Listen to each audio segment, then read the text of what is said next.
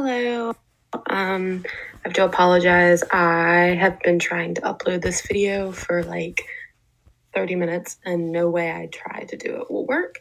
So I've kind of thought that I could show it in this camera like this, and I'm going to try and make this work and we'll see.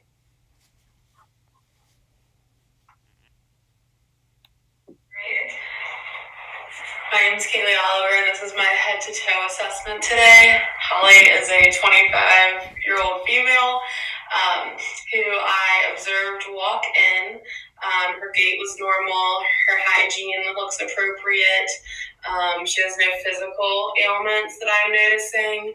She's dressed appropriately, and she articulates well for her age. I did already take her vital signs outside the room, and those were within normal limits. So to begin today, I'm going to look at Holly's hands. Good. I'm noting their color and pigmentation, their temperature, their normal temperature. My hands are a little cold. I'm noting any moisture. They seem appropriate. Getting capillary refill. They respond within less than 2 seconds. I'm not noticing any lesions or freckling on the skin.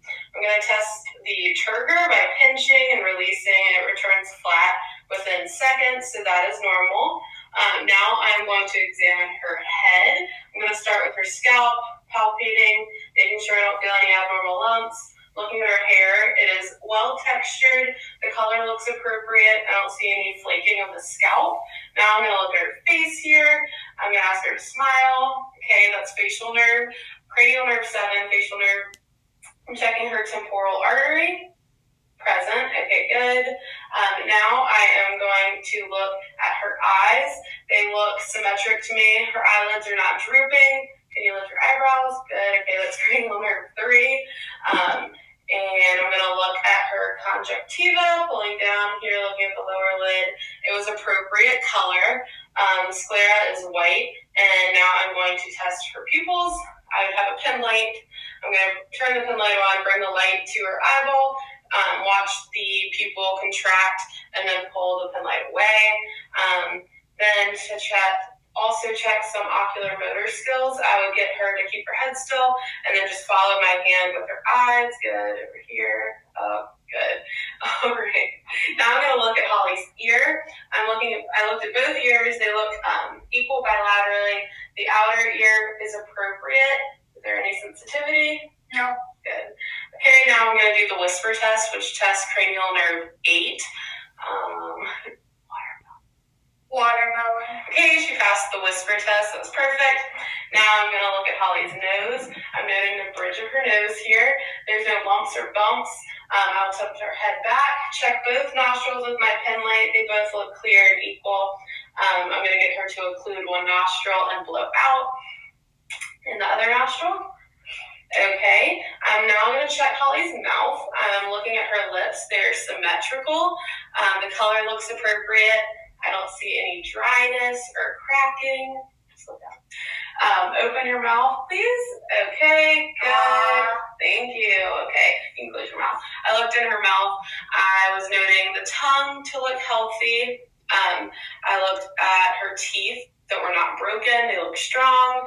The sides of her cheeks looked like normal mucous membranes. I looked at the hard and soft palate in her mouth. Both looked appropriate. Her tonsils were present, but not enlarged.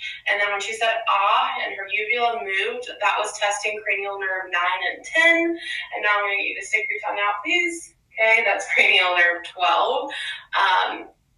Okay, that's it for Holly's mouth. Now I'm going to palpate her lymph nodes to see what, here we have the pre-auricular.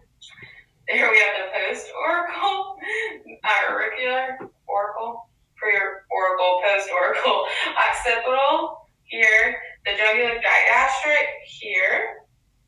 And I have submandibular, submental.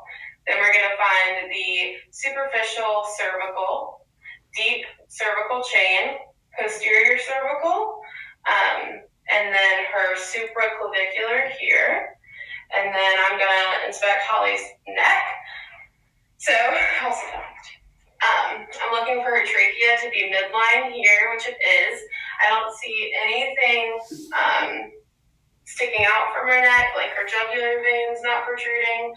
I'm going to feel for her carotid artery. Okay. If I was concerned about her carotid artery, then I would listen to it with my stethoscope to look for the bruit, but I don't think that that's appropriate here. Next, I am going to look at Holly's posterior chest, so I'm going to come behind her. And I'm looking, if she was wearing a gown, I would be looking to make sure that her skin was normal, her scapulas are symmetric, overall her back is symmetric. I'm running my hand down her spinous process to make sure it's linear and there's no abnormalities there. I'm feeling her thoracic cavity, it's symmetric. Take a big deep breath. Exhale. Good. Okay, her inhalation was symmetric on both sides. My hands separated equal distance. Next, I'm going to listen to her breath sounds. I'm starting here. Take a deep breath in and out. Good. Okay, and then for sake of time, I'm not going to get her to do that for everyone, but I'll move.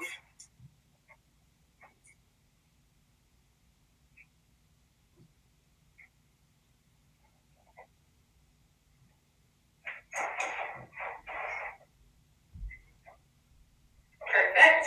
And then, do you have any tender spots that you feel me palpating? No. No. Okay. Everything was normal there.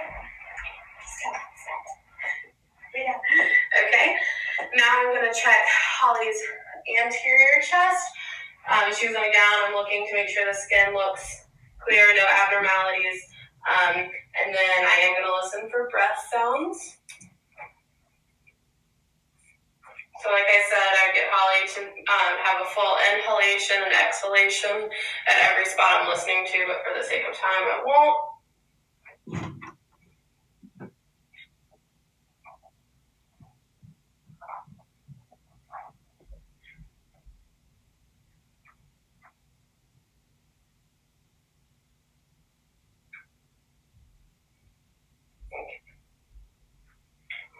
Alrighty. And then I am going to get Holly to show me her range of motion of her neck. So look up at the ceiling and down at your chest, and then ear to your shoulder, ear to your other shoulder, and shrug your shoulders. Good, okay. And next, I'm going to test the range of motion of her upper limbs. So squeeze my fingers. Perfect. And go like this. Pull towards yourself. Good. And then push towards me. Good. Okay.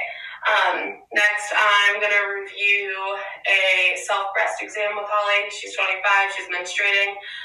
So she'll be doing, I'll instruct her to do this once a month, the week of her period, so that it's the same every month. If she's most comfortable, she can start in the shower. She'll simply raise her arm, palpate the armpit, and then a zigzag over the breast. Make sure she's noting any pain, lumps, or bumps that are new. And then she needs to be inspecting her nipples to make sure there's no color change or shape change. And then any nipple discharge should be noted and reported to her primary care physician. Next, it's going to be Holly's heart that I'm going to listen to. Before I start, I'll just explain that I'll listen to her mitral valve, which is to the right of her sternum in the second intercostal space.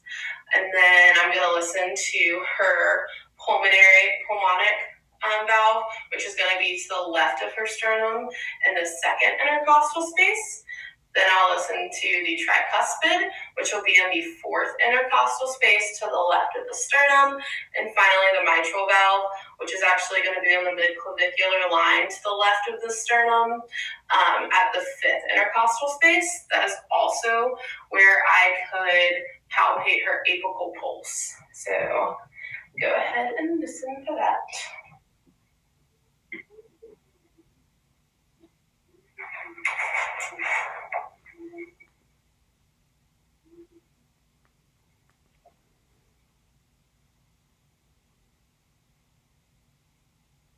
Actually, I can't remember if I said that correctly, but I was listening to the aortic to the right of the sternum at the second intercostal. I think I might have said mitral, but I'm listening to the aortic valve at the second intercostal here. Then I'm listening to the pulmonic at the second intercostal to the left, tricuspid at the fourth intercostal to the left of the sternum, and the mitral at the fifth intercostal at the midclavicular. Can't remember what I said.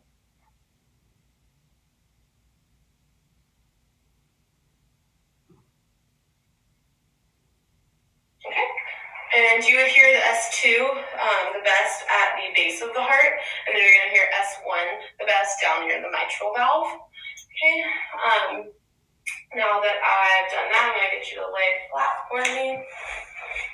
Perfect. Okay. So now I'm observing, inspecting Holly's abdomen. I'm looking first at just the contour of the stomach. It's flat. Now I'm looking for her aortic pulsation, which I do see it's present here. I can listen to that with my stethoscope, which is here. Then I can also listen for the renal arteries here, and the iliac that's going to be next to the iliac crest here. While I have my stethoscope, I will go ahead and listen to the right lower quadrant, the right upper quadrant, left upper quadrant, and left lower.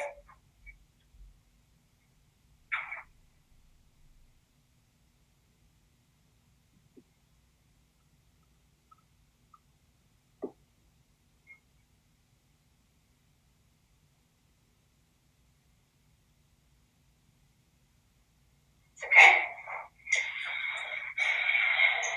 Next, I'm going to palpate. Okay, in the right upper quadrant, I'm feeling to make sure that the liver is not enlarged. And then in the left upper quadrant, I'm looking to make sure that the spleen isn't enlarged. And then the left lower quadrant. Okay, and while Holly's laying there, I would just get her to show me where her femoral artery and inguinal lobes would be, which are going to be right in the groin. But you can go ahead and sit up. Thank you. Okay, now I'm moving on to Holly's lower body. I'm comparing both of her legs. They are symmetrical. I'm not seeing any swelling. The coloring looks the same. They look good to me. So now I'm going to coach Holly through abducting and adducting her hip. So just take this knee and move it towards the door for me. Good. Bring it back. Good. Pull your knee towards your chest. Good. And then bring it back down. Okay, perfect. If you can bring your feet up to my arm. Great. Okay, and then you're going back down, which is the flexion and the extension. And then your feet, if you can just point your toes upwards. Good. And point them towards the ground. Good. Okay. And then roll your ankles inward. Good. And outward. This is weird. Perfect. Okay. Now I'm going to feel for the popliteal artery here behind the knee. Her posterior tibial here. And the dorsal pedis here. Good. While I'm down here, I'm looking at Holly's feet. They're of normal temperature. Can you feel this? Yes. Good. Okay. I don't see any wounds. Can do capillary refill. Okay. It returns within 2 seconds there. That's perfect. Now I'm going to orient Holly. Check her neurological system. What's your name? Holly Kozak. Where are we? 4403 Mill Creek Road. And what year is it? 2021. Perfect. Stand up, please. Okay. Just walk forward, please. And walk backwards. Perfect. Okay. Touch your toes. Okay. Bend at your waist to the right. And then bend to the left. Good. And then backwards and forwards. Perfect. Okay. You can have a seat. The last thing I want to talk to Holly about is her perineal care. That should be done once a month as well. That's not something that I'll be examining today, but it can be done with a handheld mirror.